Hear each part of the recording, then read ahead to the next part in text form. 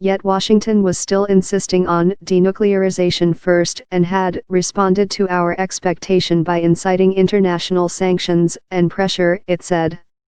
As long as the U.S. denies even the basic decorum for its dialogue partner and clings to the outdated acting script which the previous administrations have all tried and failed, one cannot expect any progress in the implementation of the DPRK's joint statement including the denuclearization, the ministry said.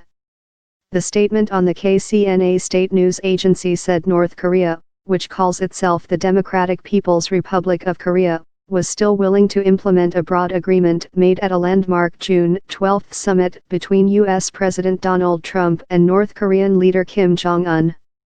But it accused unidentified high-level U.S. officials of going against the intention of President Trump by making baseless allegations against us and making desperate attempts at intensifying the international sanctions and pressure.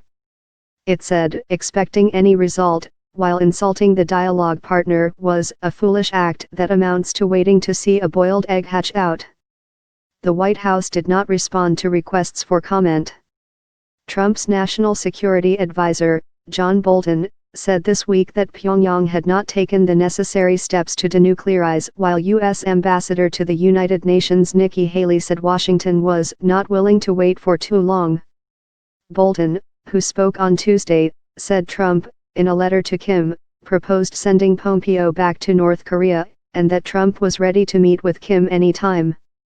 State Department spokeswoman Heather Nauert told a regular briefing on Thursday that the United States was in touch with North Korea virtually every day or other day but had no travel plans to announce for the moment.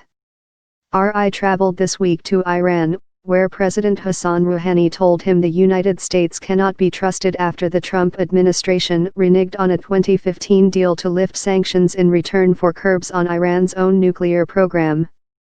U.S. officials have declined to comment on a report on the Vox News website on Wednesday saying that North Korea had repeatedly rejected a U.S. proposal for it to cut its nuclear arsenal by 60 to 70% or within 6 to 8 months.